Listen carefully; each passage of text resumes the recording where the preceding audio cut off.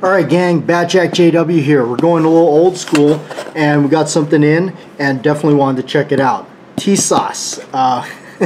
Really cool. The SDS imports. Alright, let's dive into this thing.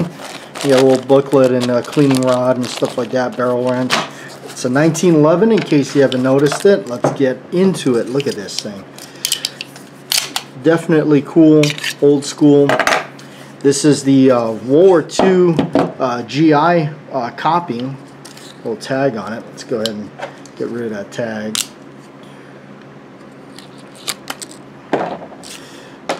Cool, cool stuff. Look at that. It says U.S. Model 1911 A1 U.S. Army on it. Really cool roll marks. Right here it does say the Zig M1 Tisas, Turkey. They're Turkish made, imported SDS, Knoxville, Tennessee, and everything like that. So pretty, you know, the roll marks are nice on it. Really nice roll marks. Now, all right, this one here is the replica of the A1, obviously, with the plastic style of phenolic resin grips that they put on them back then, and that is correct. And then you got the arch mainspring housing with the little lanyard loop there. Now, just to kind of, this is the first time I'm really actually checking it out. One thing I will say right off the bat is the finish. The finish is superb. I really became very interested in these after seeing what the finish looked like. It does have that kind of gray tone to it, that kind of grayish green, not so much green but more darker gray, charcoal gray tone to it, as they correctly they would have had. So that's cool. Now this one here is in 9mm. That's what's kind of interesting about it. This one I got it in 9 because I've been kind of moving towards that caliber in 1911s. I really like it, and it's all something different, so definitely wanted it in 9. And it'd just be something different to have, so pretty awesome. Again, really the slide to frame is pretty smooth considering it's just right out of the box. Haven't oiled it or nothing like that. You got the short trigger. It does look pretty standard. The ejection wall is a little lower. They do that on some more of the modern ones. I think the original ones are right around in the line of the where the round meets the flats on the originals. The sights, the original style A1 sights, you can see that. All right, and it is not part of the somebody said the sight was part of the slide. It's not. They're dovetailed in. All right, they're only good for windage, no elevation there. And of course the front sight is staked on, kind of a half moon on that one. It's kind of almost a hybrid of the World War I, because I think the other ones had a little bit of a checkering, but there's so many different variations of the war guns. Love the little thumb release there on the ledge, wide spur hammer. All right, back to the finish. Of course, a short trigger there, which is correct, which I like. The finish I did here, a lot of people think it's parkerized. From what I understand, it is not. It is a form of some sort of Cerakoting, which is done right. This is done right. I've had other ones that were supposedly replicas of the World War II model, and they didn't get the color right. There's one company, Auto Ordnance used to do something like this superbly with the correct parkerizing color. Then they kind of switched it to just a flat black, which is kind of ironic because a certain other company that was charging twice as much miraculously switched their color too.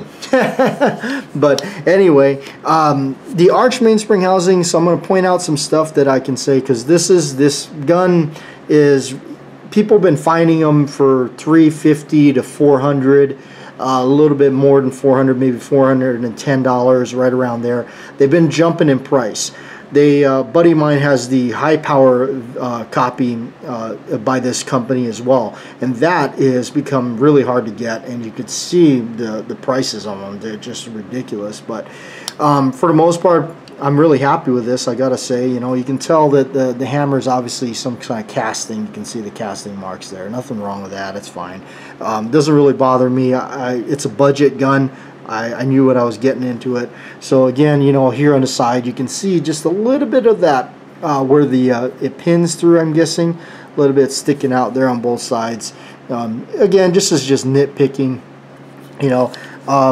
slide the frame seems pretty, you know, fairly decent considering everything. So, all right, now now we kind of got it out of the way. Looking at it, you know, let's see here. Not that it matters too much, but let's see what they got in the bag here. Cleaning rod. That's pretty cool. You got the little jag there for running a patch, and then they give you this just as a brush, you know, just looks like a sink brush or something, and a barrel wrench, and I don't know, maybe for popping the pins out and like that, maybe for that. So that's kind of cool. The user manual. They do make other models. They have like what they call like a service model, and the service model is just black and kind of doesn't have that cool parkerizing military look to it. So I do like it. Now, something that I will do, again, you know, this is the grips it comes with. I'll probably stick my own grips on there because I kind of like that kind of reddish brown orange retro color look. Also, if you actually look at the old school original Keys grips, they are a little bit different color. Nothing wrong with these at all. I mean, this is pretty good. I mean, that's what they would have looked like. So of course we're only seeing a lot of the guns after, you know, 70, 80 years of age, if not more, on them. So who knows what the color has changed into. But the ones that I actually currently make is a little bit different, so I try to do that. Or you can go a little bit more retro style and put the old school 50s style grips on there like that also. But you know, anyway, stuff like that also is on eBay. Check the link. But yeah, now let's go ahead. You know what? Let's just go ahead and pop this baby open just for giggles. I want to see what's in there. I can't show you how to take it down.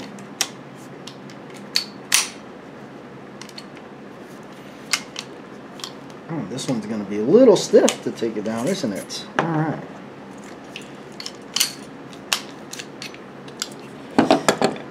It's slightly different, I think, because of this one here is it's going to have the ramp barrel. So let's see. Let's check it out. Let's pull the. Yeah, it's going to have that ramp barrel. When you got the ramp barrel, you want to put the link. I found it putting the link forward a little bit better. Oh yeah, nice little ramp barrel. Because this is a 9mm. Now this, I haven't shot it yet, so that's exactly the way it came.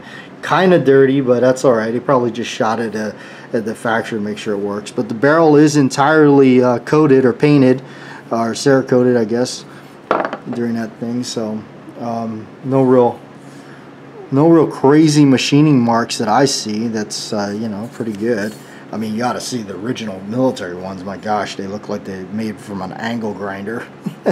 There is some kind of a little number stamp there, but overall pretty nice. They did a good job of the painting. I don't see any areas where they the paint kind of missed or anything. Even all through here in the inside of the, and then all through here in the dust cover. Pretty nice.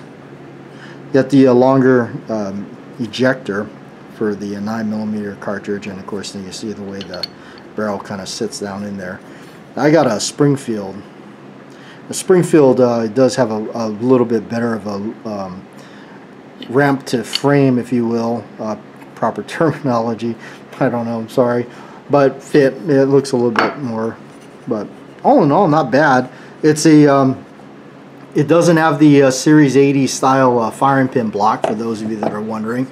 No little pin there, so it makes taking everything apart easily, and it should actually make for taking putting the trigger pull and everything, and then also putting it back together if you do happen to take it down all the way. A lot easier to put it back together. So, all right. This one definitely was a little stiff taking it apart. I did notice that the initial taking it down was a little stiff. That's probably because of the that ramp barrel thing on there. Yeah, that seems to go back in fairly easy.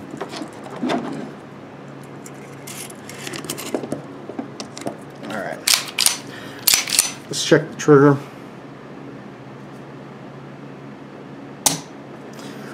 Not bad. A little bit of a creep.